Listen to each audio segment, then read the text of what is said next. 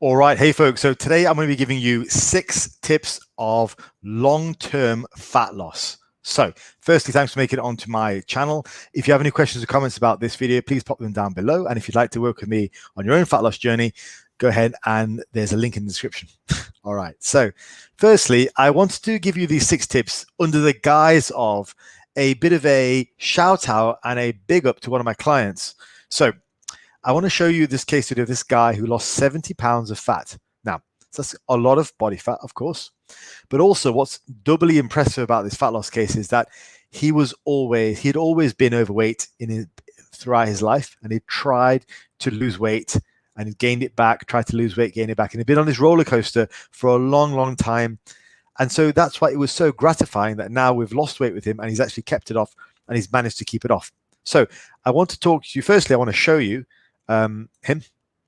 So this is his fat loss here. Massive change, 70 pounds down. Awesome. Super proud of the guy. And as I say, not just for the fat loss, but for the fact that he'd had so much trouble with it over the years. So it becomes all the more gratifying. The longer you've stayed at a certain body fat, the more those sort of habits are ingrained into who you are. And the harder it is to reverse that. So to do that has been tremendously gratifying, and he's a superb guy. So I want to talk to you about what worked with us. So what actually helped, and these are 6 tips for you guys. So first of all, the first thing we did, I remember the very first thing we did the very first week was we started to count calories. That was the strategy that we used, okay? And we used a deficit that we were comfortable with. Now, you don't have to count calories, but it gave us a good gauge of just knowing how much he was eating, what he was eating. It allowed him to educate himself on, okay, what is the caloric value of these foods, particularly when cooking for himself. Because anyone can look at the back of a packet and scan it in and go, okay, that was a 400 calorie sandwich. Great.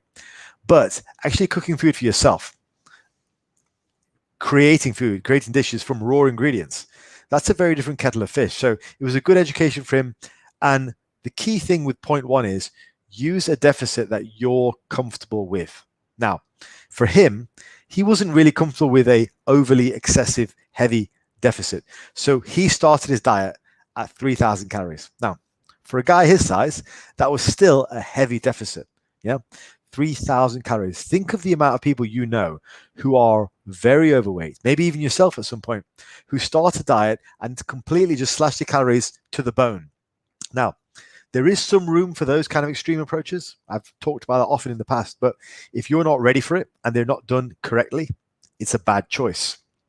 So, excuse me. I'm not going to start this video again.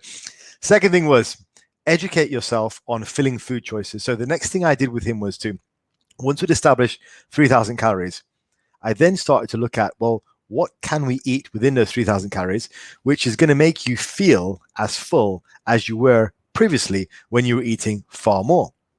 And how can you reduce calories while keeping the volume of food the same? So then we started to look at protein and vegetables as the primary things which would start to bump up. So he didn't feel like he was dieting. Really, for a large portion of the time, first 20, 30 pounds, he didn't actually feel like he was dieting. It was mostly just substitutions in what he ate. So second thing there is educate yourself on filling food choices. Prioritize protein and veggies. Veggies are super important. Everyone talks about high protein. Yeah, okay. You know, it needs to be at a certain level, roughly a gram per pound, maybe a little bit less than that. But vegetables are really the big divider in terms of how full you feel. Next thing, make increased activity a part of your life. Make it a part of your routine. Okay, now let's with him, what he did was he got himself a dog. Walked his dog in the beginning once a day, later on twice a day, and then longer walks and longer walks and longer walks. And eventually he was getting to the point where he was walking the dog twice a day, and he was going out for jogs in the evening as well. So he took up jogging, loved it. And that was a massive boost because the increased activity became a part of his life. He wasn't going to the gym to do an hour on the treadmill or do an hour of some rubbish spin class or whatever other else that these gyms are selling these days. He was he made it a part of his life. He did walks in the morning, walks in the evening, and later down the line, he went for jogging as well. So he made it a part of his life.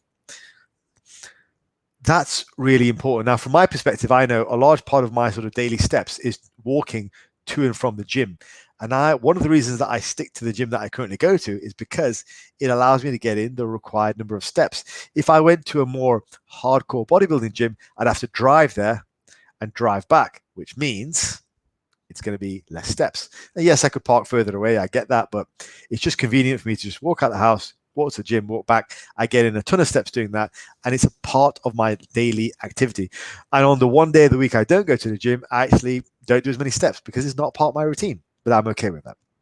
So make the increased activity a part of your life.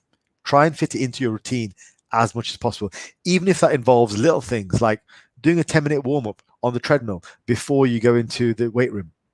That's an extra 1,000 steps, maybe 1,500 steps. Do another 20 minutes after your workout. That's another 2,000 steps, maybe 3,000 steps. So altogether, you've potentially added on 5,000 steps to your whole day just with a warm-up and a cool down at the gym. That's a part of your life. It's a part of your daily activity. It's something that's going to be in a routine which you don't have to go out of your way to do. All right, like you have to drive to the gym as a separate session to do an hour of just cardio. It's part of what you do already. Next thing was we got him doing some serious weight training, some serious bodybuilding. We were doing actual strength training. I treat in the weight room, I treated him like a wannabe bodybuilder. There was no like, okay, you're a fat loss client, we're going to go easy on you. We're no like, you're a fat loss client, we're going to do things which burn calories. No, nothing like that. You're in the gym to build muscle. That's why you're there. So you're going to be working hard and progressively, not like little foo-foo exercises where you've got somebody doing like kickbacks on a dip machine, like nonsense like that. This is real stuff. You're lifting real heavy weights. You're trying to actually build some muscle tissue. Even if you're on a diet, even if you're on a deficit, you're not doing fluff and puff rubbish exercises. You're actually lifting progressively. So that was the next thing. I got him excited about building his body while we were dieting. That is super important. And as you saw from the pictures, the lad's got a good set of quads on him, so it helped. Now, the fifth thing is use maintenance weeks. Now, I know that in the evidence-based circles, there's been a lot of questioning about the value of maintenance weeks. Personally, especially for weight loss clients with a lot of weight to use, I still use them, and I use them heavily. I can't really explain the mechanics behind it, I'll be honest, but I'll speak from my experience. For somebody who has a lot of weight to lose and who is potentially trying to lower their set point. So let's say you've got a guy like this client here who was 70 pounds overweight. It takes a lot. You can't take that all in one go because there is so much building pressure along the way. Like every 20, 30, just to help you visualize, give me some numbers. Every 20 to 30 pounds, we might take a maintenance break and try and hold that body weight for a while. I believe, and from what I've seen in my clients, it helps to stabilize them and reduce that pull, reduce that hunger a little bit. It just helps them normalize.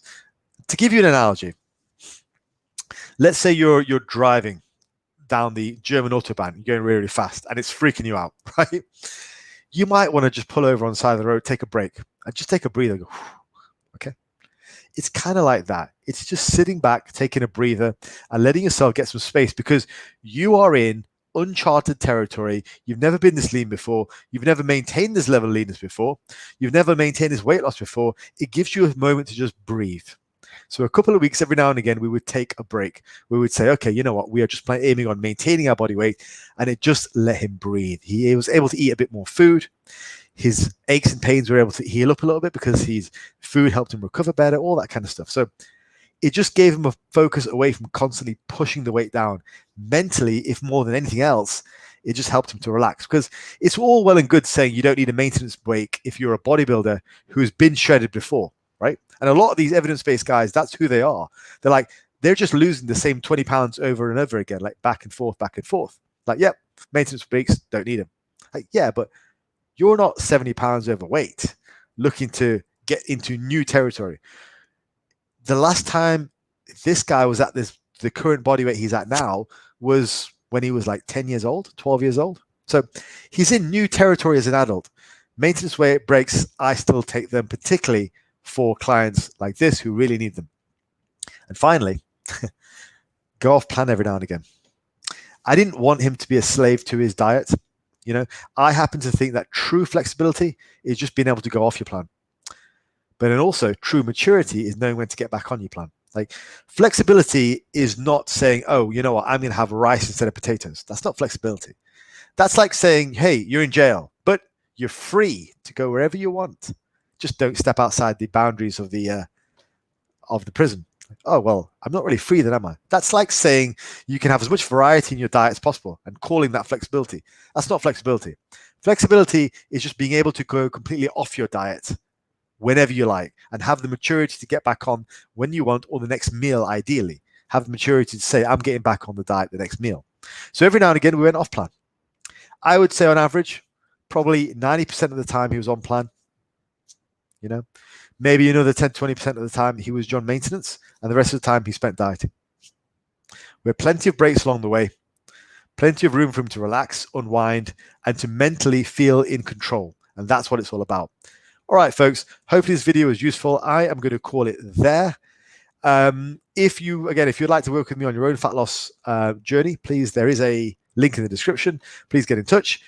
Other than that, if you haven't yet subscribed and you've made it all the way to the end of this video, please go ahead and subscribe. And if you don't have a YouTube account, go ahead and make yourself a YouTube account.